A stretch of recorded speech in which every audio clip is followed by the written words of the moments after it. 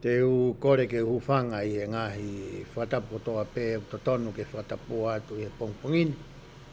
Ka tā mō ko ai whainga maari e koe ni ke whakahoko atu ai ai polokalama ko ia ai pēsi o e hunuaki na alalafu. Ko hoku hingoa ko palofisi inaua me i Salt Lake City Utah. Wako whie tai reki mo tolo mo mea mai ke tau polokalama i pongpongini. Ka mafuka ki mo tolu te mo toki mau hangai whainga maari ke mo mata ia ia polokalama anga maheni ko ia ku tau whakahoko i he wike ko toa pē. Wata pē whakamaloka te ki mo tolu ko hinga ko mo hanga wahe mo tu whaki ai polokalama ai pēsi ko e ni. He tau pēsi ki he ni ihi ko ia ko mo ngahi maheni ngai whaamiri ko ka inga. Mo ki nau tolu kui kai ke nau maha whainga maari e ke kau i he pēsi ko e ni ka ku nau rawa ki sio mai pia i nasta tau mo ki tau tolu ko hui ko mo hanga wahe tau pokala ma koe ku atu ai whakamaloa maalunga ka teki mo tolu. O ko kore ke he lau maari e ke ne hanga tāpo e ki nau ko hui ko haki mea si nā ku teu i he pongpongini ke lava ke tokoni a ki a koe pia moau i he ta te waki atu koia ki he waafe ua tolu ki hono lau mohono mui i mohono ako koia o e FUAKAVA fo'ou. Koia i he pongpongini neongo kui ai ai re soni Krismasi ia. Oku o mai e he laukonga pe koe polokalama koe ia hau o mui ia te au. Ka he eku whakakau koe mea te ulave ki ai i he pongi ni. E tokoni ange ia ki a te koe ke teu i koe. Ke whakatau kei i koe. Pea whakamahino i ki he o whakakau. Ai tuunga na e iai ai mamani ko e ni tau te fito ki he mama motua i he taimi ko ia na e aloi mai ai eiki ko sisu kalaisia. Pea koutu i he taimi mahinu ai ka teki tau tolu ai tuunga whakapolitikare ai nofo whakasosa i e ti e nau whiohi whakasosi are pea mo tuunga whakaata mai na iai e ni ihi ko e ni i he taimi ko e ni e toi mahuinga maari ange e tau lawe ko ia ki he FUAKAVA fo'ou i he tau wau ko ia ki he tau kaua. Ko ia ko whamoe mori ka tiki mo tolu na nihina nau amanaki mai te u lawe whikau aki pia moe le soni ko ia a hao mui a te au hange ko whakalawe na i whikau aki moe Krismasi. Kosi mahinu e ka mautolu, mosi maheni mautolu moia, mo iloi mautono whakaiki. Ko tu e mahu i ngange mea te ulawe ki ai ihe pongpongini. Aia ko e pongpongini ko hono whakarea ko ia o e waha taimi ko ni te utala noa ki ai ihe rea whakapritania o ko ia ko INTERTESTAMENT period ko ia. Aia koe whoirea koe koe testament i whoirea whapitania. O ku tatau toh pēr mo whoirea koe FUAKAVA. Aia koe waha taimeni me he FUAKAVA motua KIHE FUAKAVA fo'ou.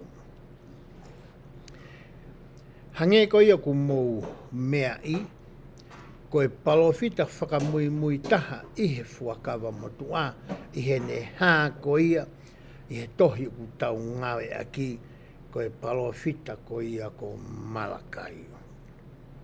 Ai koe mei koe tau ia whangeau tolu noa ki he tau e whangeau ki mua pea aloi mai ko ia ai eiki ko sisu kalaisi. Pea i he hiri ko ia ai pekia a MALAKAI. Na i kai ke toi iai hakau palo fita ia i Isileri, pe koe kau tāno koni Isileri whuirea ko ngā koe ni, ko tala noa ni ke whakaluku fua ko ia, o e haku e tonga fumata ko ua ko ia o se kopea. Na kaireu ke te aha kau palofita ia peto iai hangahi tohi. E hiki whakamā opo o hoko koe konga o e tohi tapu ai au tawanga maheni ki ai IHE FUAKAVA motua. Pea mea MALAKAI kia sisu kaisi. Koe foi historia o mea nai hoko IHE waha taimi ko e ni. O ulawa ke tau mau ia e tau tolu me he ngahi mau anga tokoni ke. Uraki ku asia IHE tohi koe i loa koe apo karifa. Aia nai hoko ia koe konga e tohi tapuki mua ka ko sto o ia pea me iai. O gwea ngahi whakamatala ia whikau aki moe waha taimi ko e ni. Kono wau tau sio ke tangata historia ko ia ko Josefias. Aia koe tahaya kau tangata historia mehe kau sio. Na ea ne whakamatala whikau aki moe waha taimi ko e ni. Tau toi sio whoki he tangata ko ia ko Philo. Koe tahaya kau tangata na anau tala noa. O whikau aki pea moe waha taimi ko e ni. Kai ke ngā tae ku tau sio ke he kau tangata ko ia ku nau hanga o ilo ia ngahi kolo motu a. Magatu unga he ngahi whakatotolo mo e ngahi ngai ku nau whai ku nau aruki ki a ngahi whetu ke he tau te fito. Ki Isileri ki Seusarema pe nau hanga o keri ngahi whetu utokua o ku ase historia na e tuua e ngahi kolo ko ia IHE FUAKAVA fo'ou. Pea unau o mai e ngahi mea ko ia, o tokonia ki he tau wako mo e tau iloi ko ia, ai waha taimi ko e ni te ulawe ki ai. O koe ko ngalalahi e wha o kuautui, ka pau e mahino le rei ki a teki tau tolu, e tokoni i ai koe pea moau, I he tāko ko ia whakafo ki he tau kahau. Koe uru aki, o ku mahu inga au pito ke tahanga e taua i loi, a historia ko ia, o e whanua ko ni ko Isileri, aia na e tuu aia Jerusalema, I he anga ko ia, o e historia ko ia, o e feitu une. O e ni ihina nauhanga o purei, a Jerusalema. Pea mo ngahi mea kehe na nauhanga o mai. Ngahi ulunga nga whakafonua. Ko e rea ko ia na e ngawe aki. Ko e ngahi ilo ke ngahi mea whakaati. Whakamusika. Ko e wala. Ko e ngahi mea whakafilosofia. Ko e ngahi mea ko ia na o mai e ngahi pureanga kehe pe ko e ngahi empire kehe. Na nauhanga o purei a Isileri, aia na iaia Jerusalema I he taimi ko e ni. Pea ku mahu inga apito ke tauhanga o iloi a historia. Ko hinga ke tau wa mai ko ke taimi o sisu kalaisi, o kulawa ke mahino le rei ka te ki tau tolu, ayanga whetu kuaki, ayanga ko ia wheheke aki, ayanga ko ia ngahi mea na aku lawe ki ai, I hene whelawe I mo e kakai ko ia, na e nofo I Isileri pe I Jerusalema I he taimi ko ia na aloi mai eiki ko sisu kalaisi. Pe hange ko ia ku mou mea I. E tau fitu ngeau wataha ki mua pia aloi a kalaisi, na hanga he kau asiria o puke pōpula ai whaahinga toko hongo fulu ko ia na he konga whakatoke lau, o e whanua o e tala o wha pia whakamo bete I ki nau tolu. He tau ni mangiau walu fitu, peko ni mangiau walu ono ki mua pia aloi a kalaisi. Hange koe na tau tala noa ki ai, I he ngahere e soni ko ia ki mua. Na hanga rewa he pureanga pāpilo neia o iku nai. Ai pureanga asiria. Asiuta, os mawahe foke whahingai to kongfuro. Asiuta pia mo pensimani. I kai ke ngate nauhanga ko I kuna I koe aiongo haa e ua koe ni. Kana nauhanga nau tolo whaka auha ai te mi pare. Pea holoki moe a whanua ko I a Jerusalema. Pea ave pōpula rewa. Pea moe ni ihi ko e ni ki Papilone. Aia koe ta'u e ni na e hoko ai. He ta'u ni mangeau tolu noa ki mua pea alo i ko ia a kalaisi. Na e hu mai rewa ki he historia ai pure anga mitinga moe kau pesia i he tangata ko ia ko sailosi. Na nauhanga rewa e nau toluia o pure ai mamani motu a te koe pure anga motu a o to'o ai mawhai pure ia ko ia pea mehe kau Papilone. Pea hanga rewa e sailosi o whakangofuai. He nai kikite i pe ai tangata ia koe ni e sere maia mo isikeri. E tau lawe koe ki FUAKAVA motu a. Pe taimi na i lo i ai e sailosi ai kikite koe ni pe hanga e kio whakamolu honoloto. Hiria nofo pōpula a siuta i he tau e fitu noa. Na ni hanga rea whakangofua i ke foki mai ai kakai siu ke nau foki mai me ngai whanua ko ia o Papilone aia na anau nofo ai ke toi langa hake a Jerusalema. Pe hange koe mea na tau lawe ko ia kia ngai soni ki mua. Na e tokolahi ia na anau fia nofo pe nau tolu i ngai whanua ko ngai kolo ko ia o Papilone kono hinga ko siaho nau ngai whamiri. Ia ho nau ngahi api, ia nau ngahi ngawe anga, ia nau ngahi pisinisi. Hai nau tolu ia ki he whanua. Ko hono uhinga na nau fia nofu ai. Ko konga si i pe ia na nau foki mai ko ia ki Jerusalema. O mai ki nau tolu i he tangata ko ia ko selu pāperi na tau lawe ki ai. I he tau tala noa ngai re soni ki mua. O nau hanga rewa tokua o langa hakia eswhei lau ko ia i he temi pare. Kai uma a foki ai temi pare.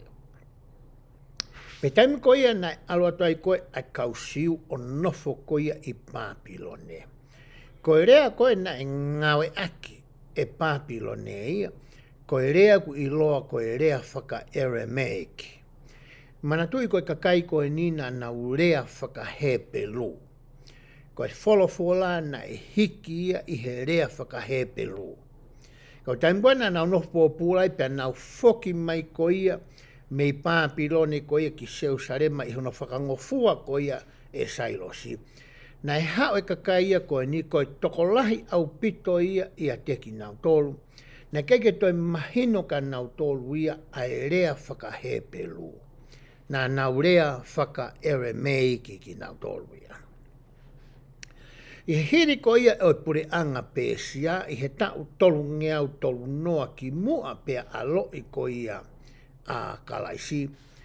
Na hanga rewa e he pure anga kariki.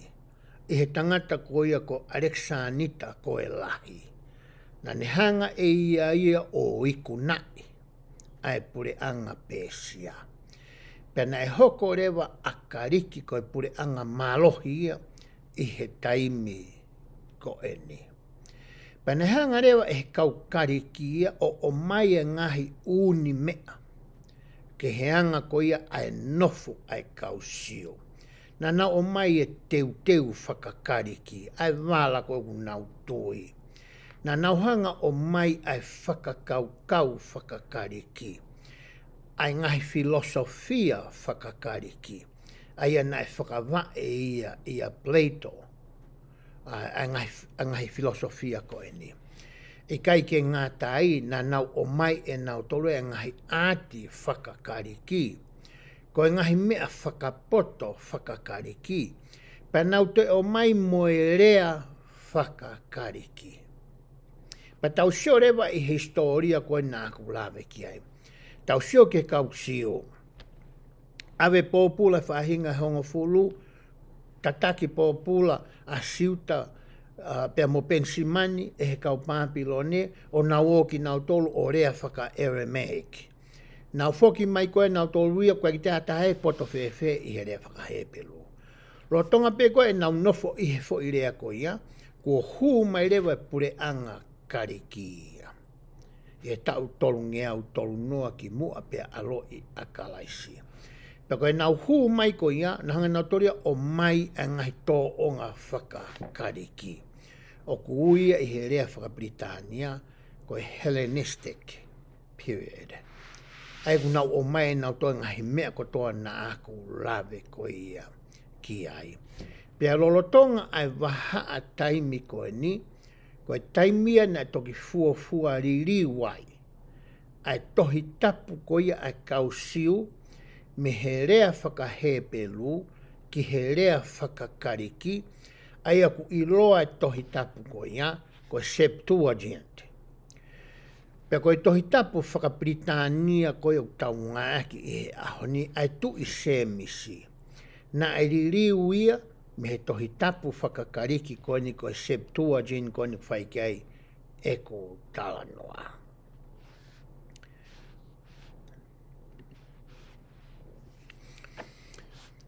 I he taimi koe na e mate ai koe a Alexanita koe lahi.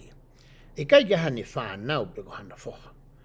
Koe na e kamata rewa ke whekei pe whenga ai kau seniare koe whakakau tau koe a Alexanita koe lahi, ke nauhanga o wahe ai whanua koe o e tala o wha I he tokotolu koe ni.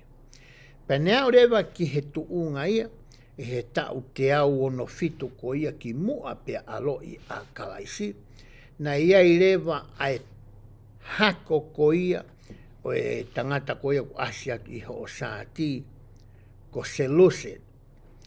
Ko hono hako, na e mai ai toko tahai na ne hoko ia ko e tu, ki Jerusalema. Pena e whakakaukau e tangata ia koe ni, tene hanga ia o mai e whahinga lotu, mo e whahinga whakakaukau, mo e whahinga mo ui, whakakariki.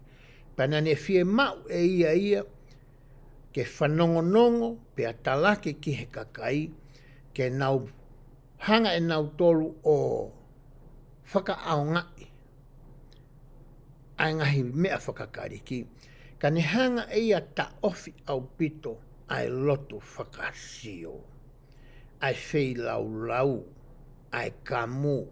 Mengahi mea pehe koe na o mai he lau ko ia a Mosese. O au ke tunga ne hanga e he tangata ia koe ni, o mai to kua hapuaka tapuange mo e tau whamatala ko ia I he aho ni. O ne whei lau aki, I he te mipare koe na e langa, e selu pāperi koe me kau isileri ki mua. Pea makatu unga I he mea koe ni, na e ita lahi au pito ai kau siu. Pea au ke tau te au ono nima ko ia ki mua pea aloi mai ko ia a kalaisi. Na ia I rewa ai whakawhepaki pe koe whenga riu kawa. Ai kausiu ki he whamiri koe ni nāku talanoa ki ai. Oku iloa ia I he historia, koe Hasmonean Revolt, pe koe whenga riu kawa ko ia ai whamiri koe ni. Ai koe hingoa whamiri koe ni koe Maccabees.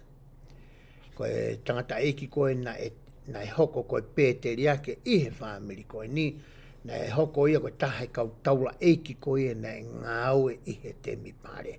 Pena e mamata tangata eiki koe ni ke mea ai tui koe ni na e whai. Pena e reho no ngahi whoha o e tangata koe ni. Ko ki nau tolu ia na nau hanga o taki. Ai riu kawa koe ni na e whai e siuta.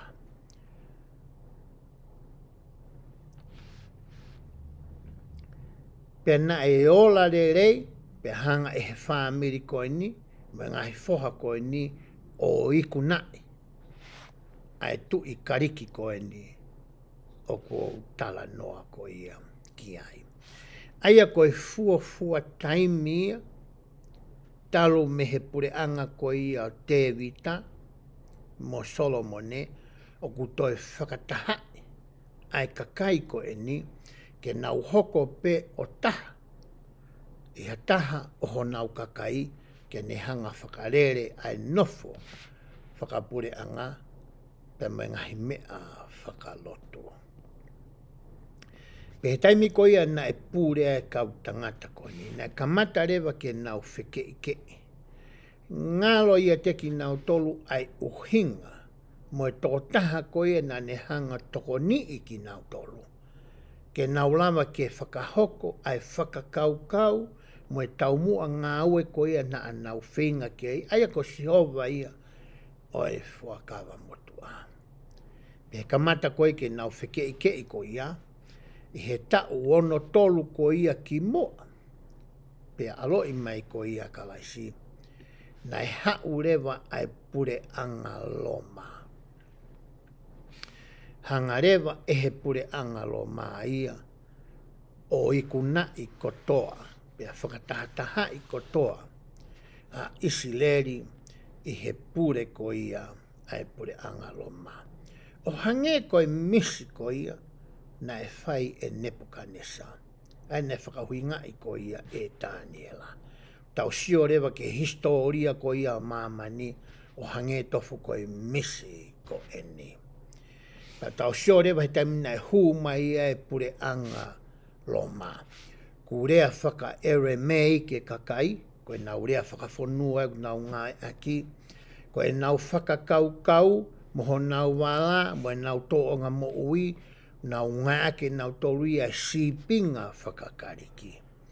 Pe tamina e hao ai ko ia ai kauloma, na nau hanga rewa toi o mai mo e rea e ta. Aia ko e rea whakaalatina ia. Na toi o mai ia e he kauloma. Pe tau sio rewa he historia ko ia o kou lawe ki ai.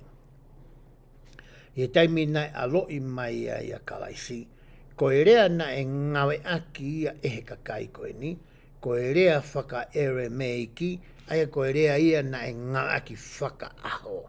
Tui fio ki ai, mo e rea whaka kariki, pia mo e rea whaka alatina, he anga ko ia nofo ai kausiu, e taimi na e alo I mai ko ia a kalaisi. Pia ku tokoni rewa, ai whakamatala koe ni o kuo whai, ke toi mahinoan kia teki tau tolu ai tuunga ko ia na iai whakapolitikare. Pe hanga he tuunga whakapolitikare koe ni o uesia ai tuunga whakalotu I he kausiu I he taimi nai aloi mai ko ia a kalaisi. Ko mea ko ia hono hoko, ko e rea koe na anau ngawe aki. Hange koe mea nā kulawe ki ai ane nai. I kai ke ngata I he ngai tuunga whakapolitikare ke he me ngai pure anga ke he pe ko ngai empire ke he na nau purei. A se usare ma. Ka na e toi o mai mo e nau ngahi rea whakafonua. O ngawe aki ia e he kausio. Pea mahino rewa I he tau tala noa koe ni, koe wholofola whogete kei ke ririu koe ki he rea whakakariki, na e rea whakahepe lupe ia. Pe taimua ne hao ai koe kausiu koe me pure anga Papiloni, he tau ni mangi au tolu ono ki mua pe alo e kalaisi. Koe tokolahi a teki nau tolu, ne kei ke mahino ka nau tolu ia, e rea whakahepe lu. Na e fie maure ia ke iai hani I, pe koha kulupu, pe koha kautangata, ke nau hanga o a koi, ai wholofola, I he rea whaka Aramaic, ke mahino ki he kāinga ko eni. Na kamata rewa ke tupu hake, pe asi hake, hangahi kulupu. Aia koe whenga e ngahi kulupu ko eni, he kaifuki te iai ha palofita ia I Isileri, ke nau hanga o mai hangahi whakaha, koe tahe nau ngahi whatongia, ke nau hanga whakamatala, ke toi mahinoange ai wholofola, koe taha iho nau ngahi whatongia, pa nau hanga whoki o a koi ai wholofola. Ai koe taha ia ngahi whatongia ko ia o kau palofita. Koe kau palofita, koe kau tangata kikite, mo kau tangata mau whakaha. Pita mwana kai ke to iai haka kai pehe fo I tau e whaangeau ki ni mangeau pa toki aloi koa kalaisi.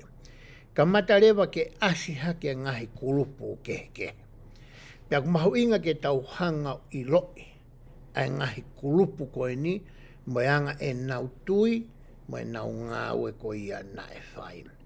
Ko e raki kulupu te ulawe ki ai, na e ui ki nau tolu ia, ko e kau skala I pehe. Taimua te tau wawa ki fuakawa motu ahe tau kahau, te tau lawe whekau aki mo e kau skala I pehe. Ki mua ke uhoko atu he kau skala I pehe, o wai foke ngahi kulupu e nihi taimina e huu mai pure anga kariki, tau ilo e wholofola ko e kau tama na uke kau tānaki tuku hau.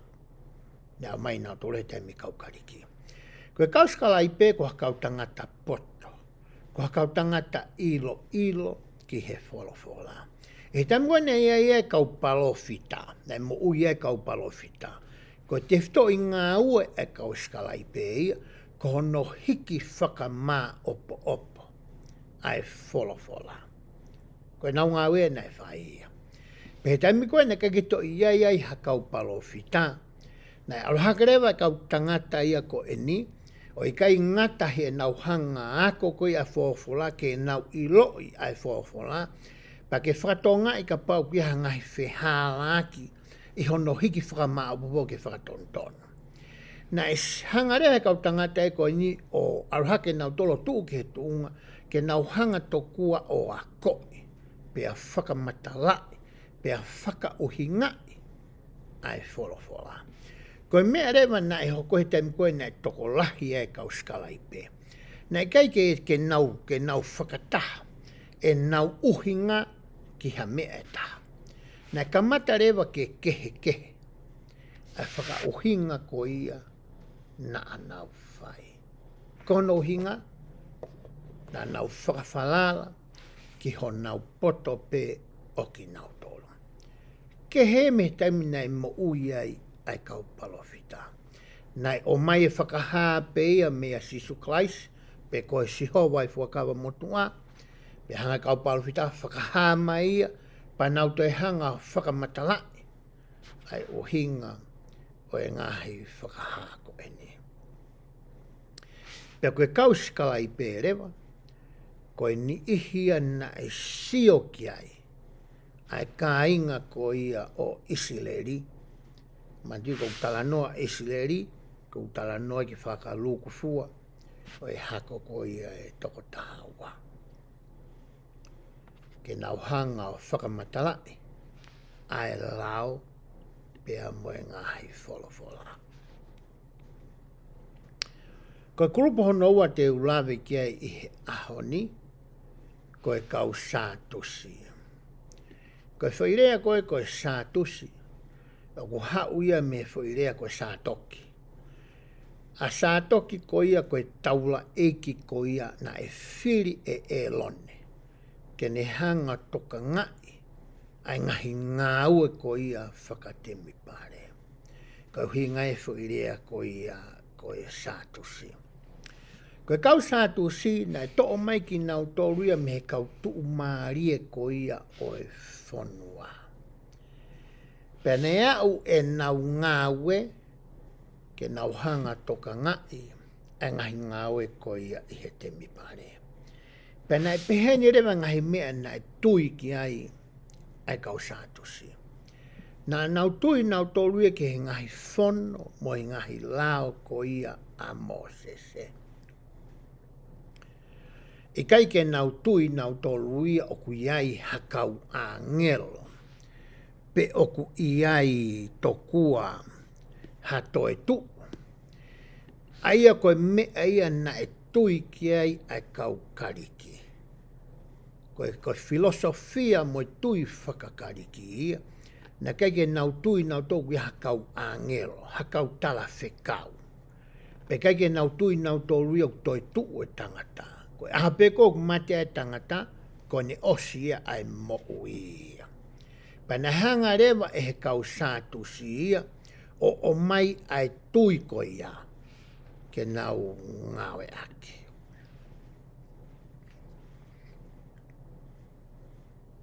Ai he taimi koe te tau aruai ke fuakawa fo'ou, tau talanoa pa tau sio ai, pa te tau tukihanga tau tolo whakaiki ai kau sātusi. Kana nau kamata nau tori he foi waha taimi ko ni o ku tau tala noa ki ai me fuakawa motua ki he fuakawa fo o. Koe kurupu hono hoko, koe kau whāresi.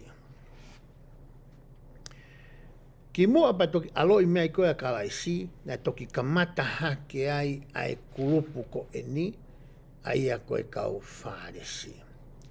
Pena e peheni rewa ai tuia ko ia ai kau whāresi. Na nau tui nau tōruia ke ngahi lao ko tō ko ia a Mosese, ai o me koe fo i lao e ono nge au taha tolu. Tui nau tolu ki ai, nau poupou e ngahi lao ko ia, pena nau whenga aki e nau lelei taha, ke nau moui aki ai ngahi lao ko ia. I kai ke ngatai, ka nau toi hanga e nau tolu ia tānaki, ke he ngahi lao ko ia a Mosese, aki e ngahi tala whakafonua, aki e ngahi tala tuku whakahoro, o nau hanga e nau tō toi whakalahi. Pe a koe ke he taimi koe nai aloi mai ai a kalaisi. Kua whainga taa, ke nau moui aki ai lao ko ia a Mosese, koe uhi koe whakalahi koe ni moe tānaki. Na e whai ko ia e he kau whāresi ki he lao ko ia a Mosese. Ka wau te tau sio ki he tau nofo a tau tolu koe ni he taimini. He tau nofo whaka lotu, tau nofo whaka wōti, moe whaka steiki. Kosi o mai pe e he siasi, ai ngahi lao, mai ngahi whono, mai ngahi tutuuni, ke tau whakaahongai, ke tau tauhi, ke tau moui aki. Ai aku hai he ngahi wholofola. Pa te hangarewa he siasi o mai ai mea o kui, koe tohi tutuuni pure, ai siasi.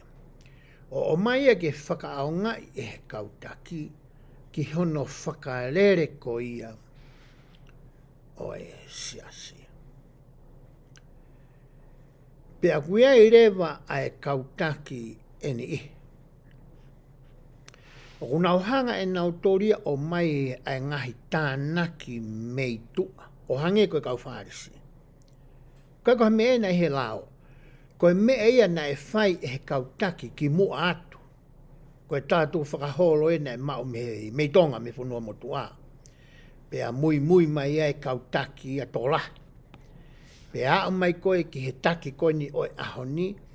Une kei whakaaunga i e ngahi tānaki pe koe tātou whaholo pe koe tala whakafonua koe ni mei mua. Nai ngā ke kautangata i he nau tae ilo.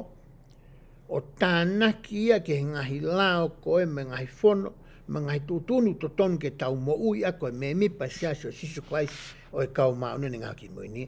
Pea ka mata rewa ke ia i e whe fūsi aki. Ka mata rewa ke ia i whe loto mamahi aki. Ka mata rewa ke ia i e launga.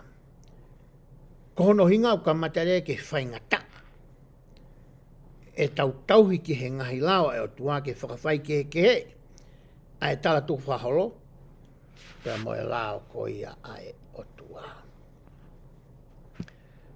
Pe te ulawa pe au ke ulawe ki hani i. O e ngahi tala tuku whakaholo ko ia, kua tānaki e ha tokola. Ke he ngahi tuutu uni, maa mo maa oni ko ia, oku o mai e he otua, ki he ene kautaki, ke tau ngawe aki i he ahoni. Ke ulawa be ke ngawe aki, ai mea ko ia ko e sevaniti. Ko e sevaniti, ko ha ulunganga pe ko ha tō o ngā mo uia, o ha tangata taki mua whakakalaisi. Kai ke ne hoko koe, kai ke ngata i ne hoko koe tauhi. Kai ke hoko koe taki, kai hoko koe tauhi. O ku toi hoko a hono ulunganga, ai mea koku ne whai. o ku hoko ia ko e se vaniti. O ku kai tene hanga e ia o hiki ia ki o lunga. Tokua ke ne mau ai whakalangi ko ia a mamani. Ka ku hoko ia ko se vaniti ki he ene ka inga lotu.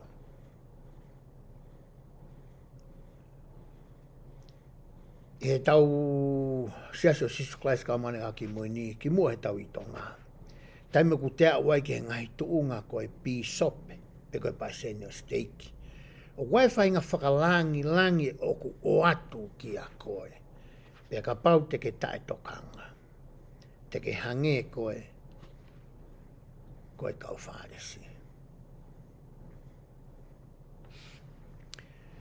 Koe tūtu uni taha.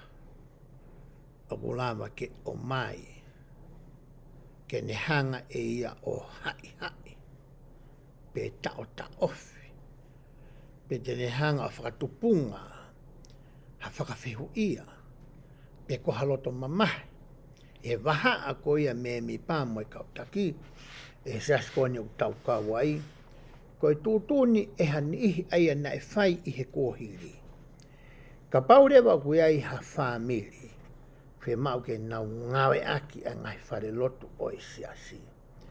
Tokua o ku whie mau ia ke nau totongi ha depositi.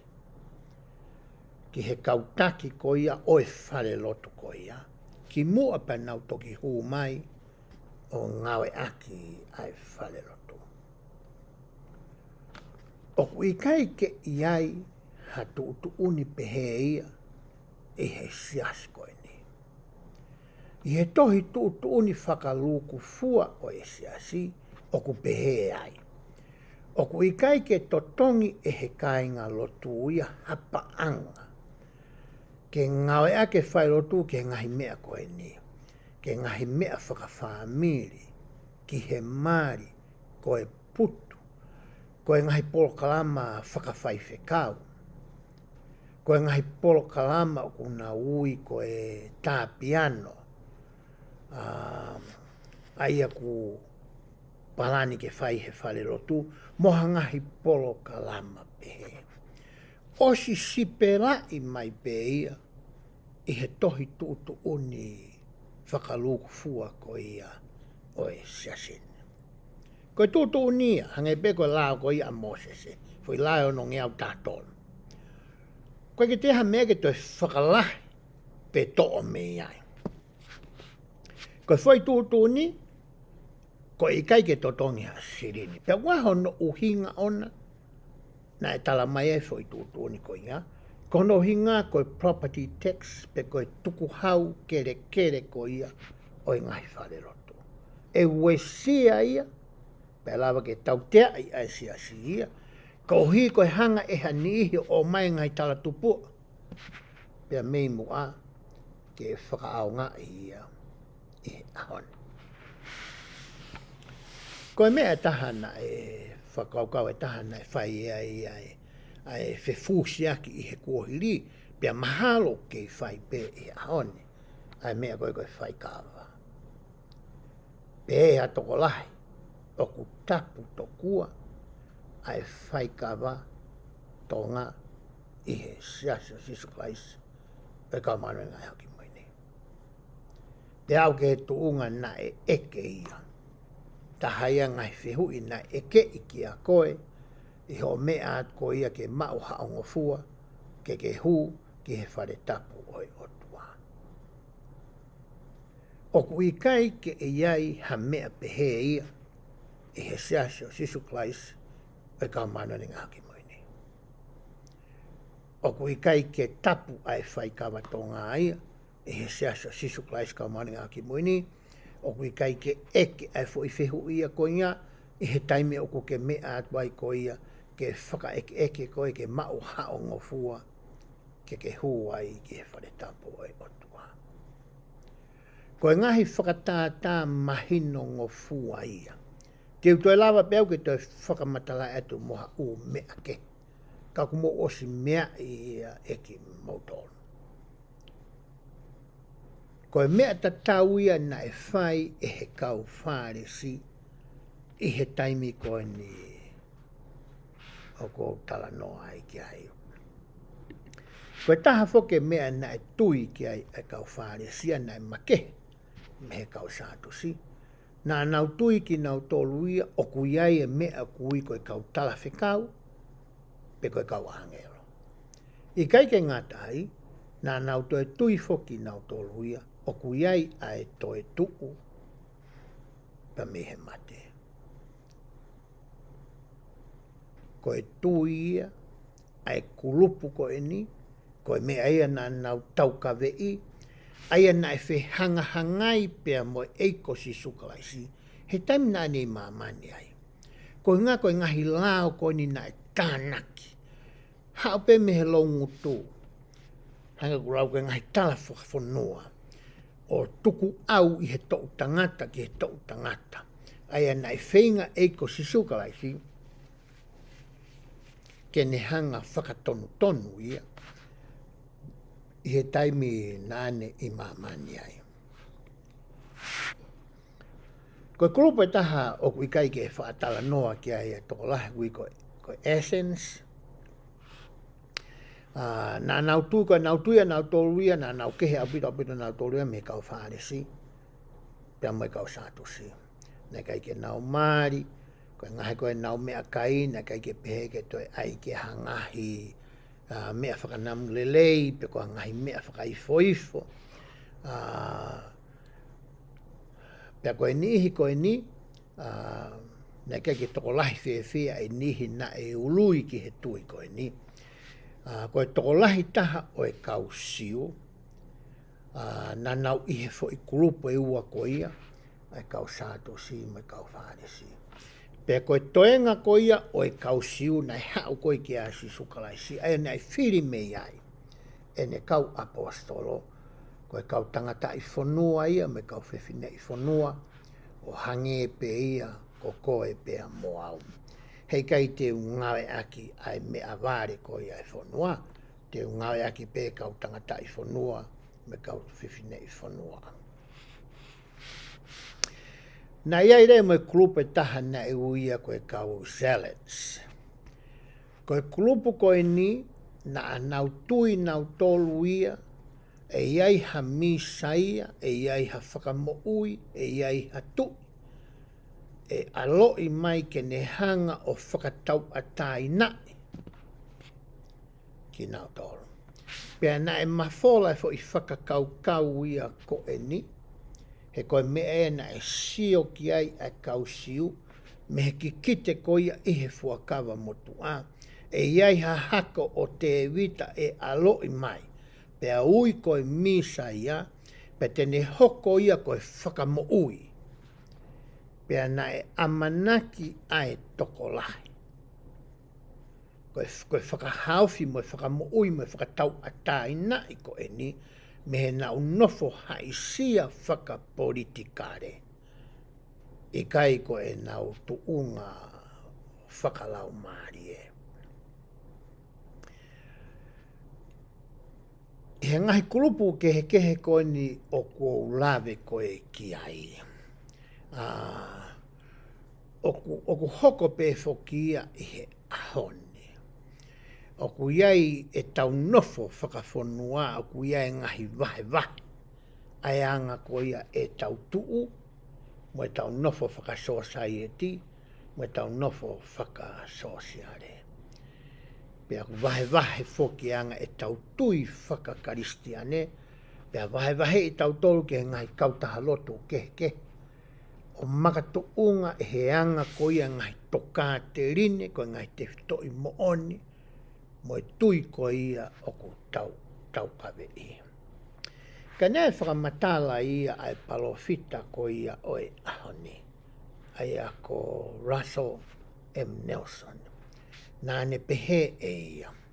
Ko ki tau tolu ko ia whahinga o e tangata. O totonu ke mahinu ka te ki tau tolu a i mea lalahi e tolu. Uluaki, ko e whanau ki tau tolu ia, ai otua. O tatau ai pepe ko e siu, pe ko e senitaire, pe koe melo melo, pe koe hine hina, pe koe uri uri, pe koe enge enga, pe koe hae lanu ko ia ho taukiri, pe koe wheia whanua o ku tau nofo ai, pe koe hae ho tau ulunganga whakawhanua, o ku tau hoko kotoa pe ki tau tolu, koe whanau ai otua. Konoa mea na e lawe ki ai a Palestine Neosoni, o tau hoko ki tau tolu koe whanau o e FUAKAVA.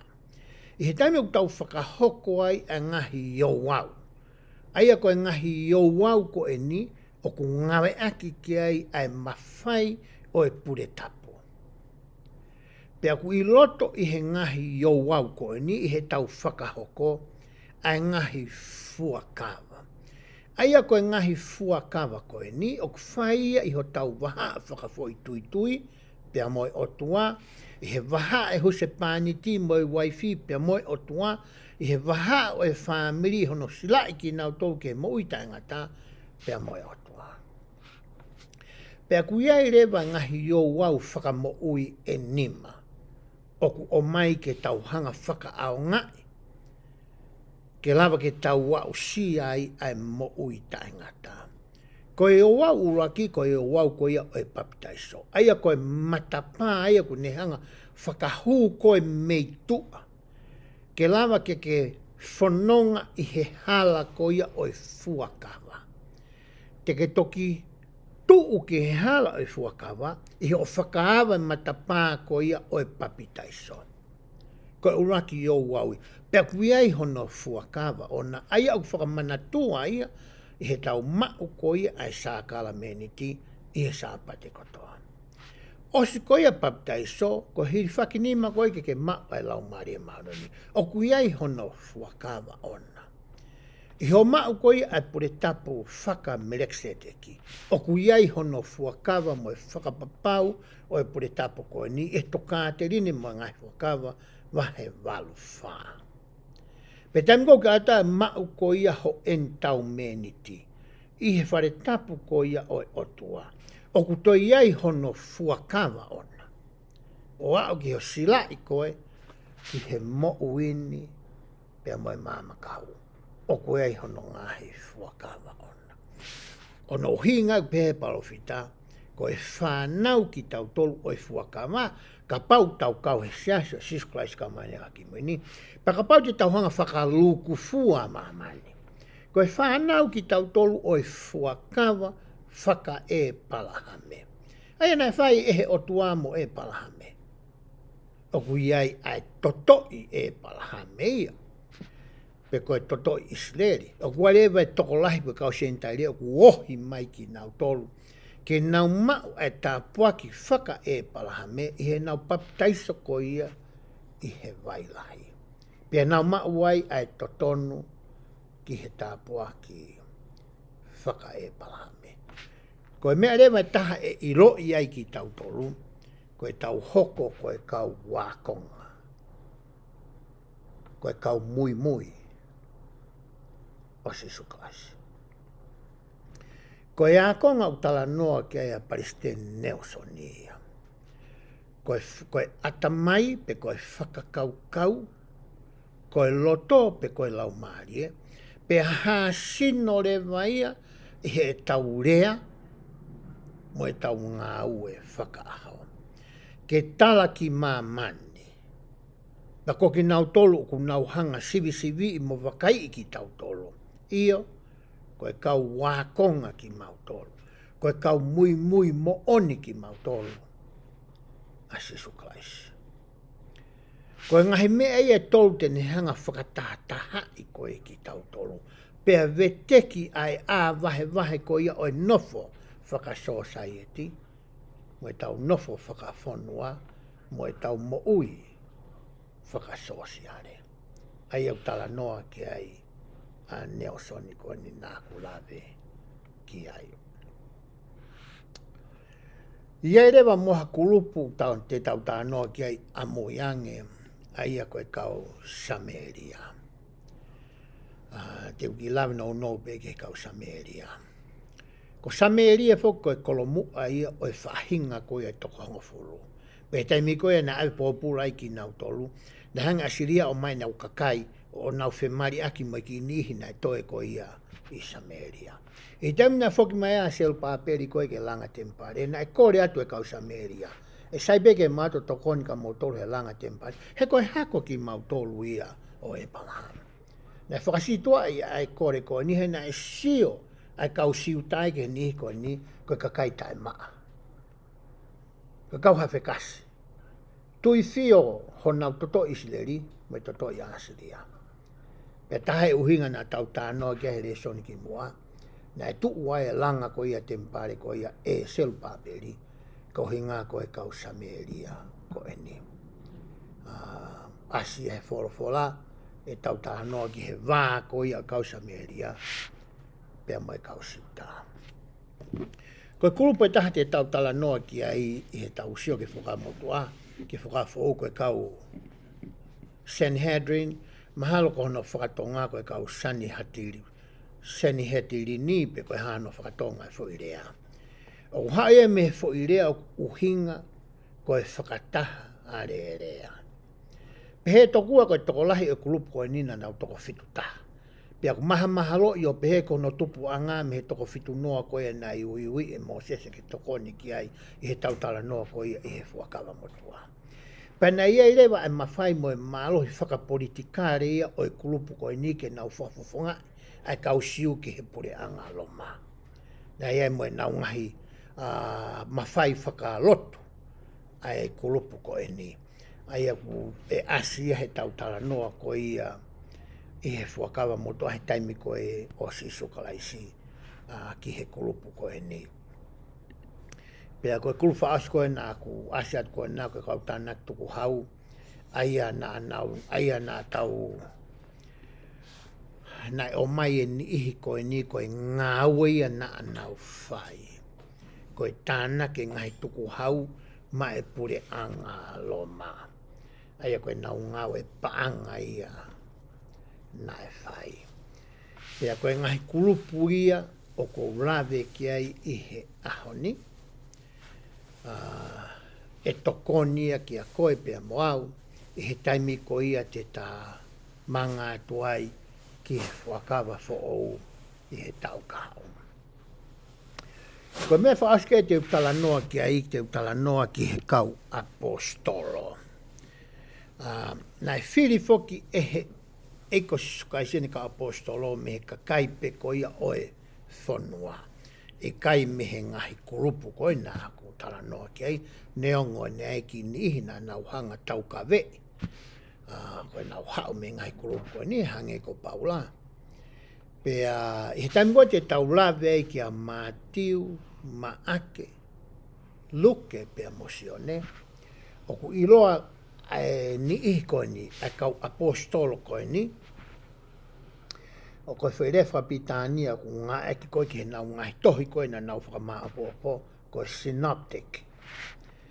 Koe uhinga whaerea koe sin, haui me ngā nau whaeilo e pelea koe sinonimi. Koe uhinga oi sini o ku nau whai tatau. Pe mei ka inga a ngai whamatala koe a ku nau whai. Aia ko Matiu, Maake, pia moluke ia. Koe whairea koe optic. Matiu ko optic i ko ngai ko tau mata. Koe nau sio, mo mea na nau hanga hiki, o ku nau vā ofi, pia nau kainga. Ko sione pe, o ko ki make, ai ko speri ko ia na hiki e sione. Pea kuhanga he kau tangata poto o mai hatala noa whakatatau. Ke tau hanga whamatalai aki ai wha i ko speri ko ni o ko tala noa ki ai. O hange ia ko te aluatu sio whaiva nai. Manatu au ki whaiva tau whaahau i tonga he taimi koe. Na ia ai sili sintolu koe koe nofo koe olunga, pe tarea mo e nofo i lalo. Ka pau te tau sio ki he tohi ko ia a Luke. Ko tohi alu ke ia o hangea na e sio ia mei o lunga ki he funga Stacy aia na e whai whanonga holo ai e ko sisu kalaisi. Ne whakamatala e ia hangena kai ke loko o ngo i le lei e luke ia e mea na e hoko. Ka ne whakamatala e ia ngā ue ko ia na e whai e he eiki ko sisu kalaisi. Ai ka pau ke whia ilo ke he ngā ue ko e me ngahi mana, ngahi mea ke na whau. Ko tohi alu ke e me ai. Ko mātiu ia mo maake. Nana nofo nawa i lalo. O sio tonu atu ki he funga Stacy. E una whamatala e nawa i e ngahi ako naki. E ngahi whakahino hino. E ngahi fola fola. Mo e ngahi rea ko ia na e whai ko e he eiki. E ko sione le vai. Hange to whihata na e he funga Stacy ia.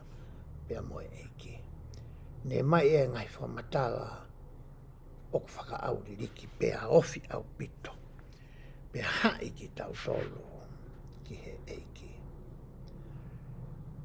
Koe tuuia koe ai whai gospeli.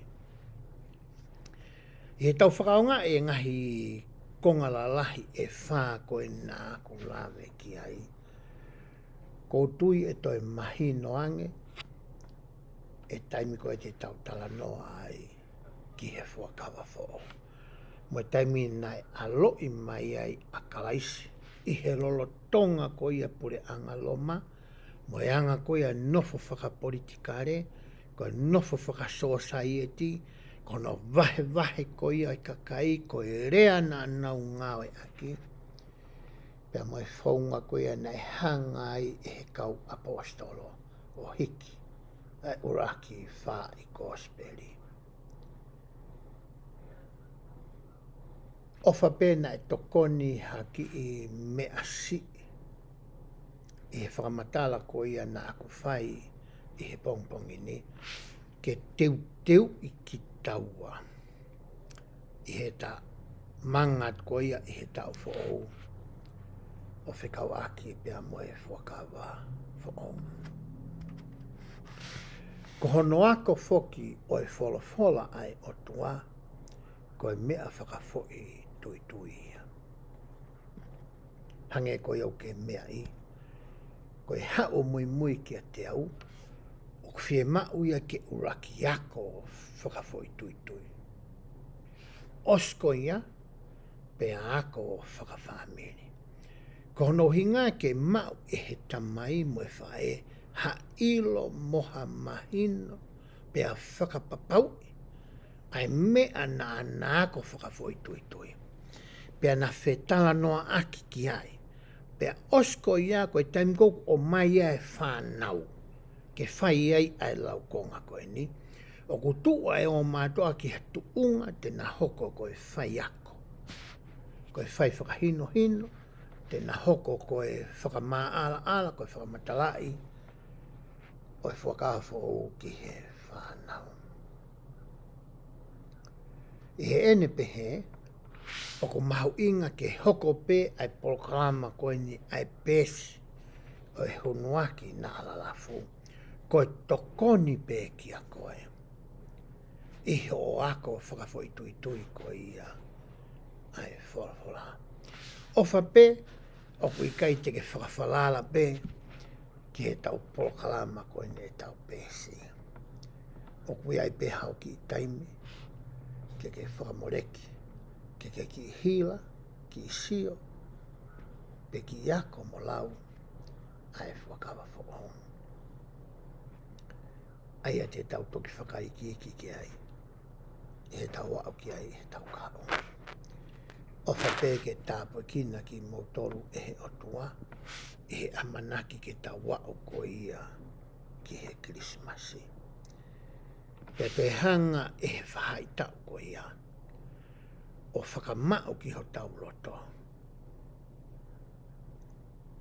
Ai uhinga ko ia, nai aloi mai ai eiki ko ia, ko sisu kawaisi. Ai anga ko ia e ta whelawe, mo e ta whetu taki. Moe fonga o totonu ke ta whetu utaki ai pia moe alo oi otua. Awa peke hanga e otua o atu hamo ui lelei ke teki mo tolu. Ha iwi moha malo ko hinga ko mo ngai whatongia. O whake mo maa o Christmas. O ku whonu i he fia, i he nonga, i he merino, i he whekoe, i he whiawhawhani. Pea tau laka tuko ia ki he tau who'ou. Pea tau whotu hangahi tau mua. Mo hangahi palani ngāue. Te tau la vai o hange ko e rea ko ia ai palofita. O iku nai a mamani. Pea mauai ai mālolo. Pea moe nonga. Ko ofalahi atu ka teki motoro. Moe whakamalo. Ko e ngahi lotu. Moe ngahi rea whakaloto lahi. Moe ngahi poupou kotoa. Oku mou o mai ke te au mohoku ki family. Loro tonga ai tau wanoa uowa. I he tau whetala noa aki ko ia. Ki he fuakava motua. O whapeke hoko pe atu. E tau whe ofani. Mo e tau whe tokoni aki. Mo e tau whe ako aki. E tau ka hau i he fuakava whau. Pea ko whai e ni e he wafa sisu klaisi. Amen.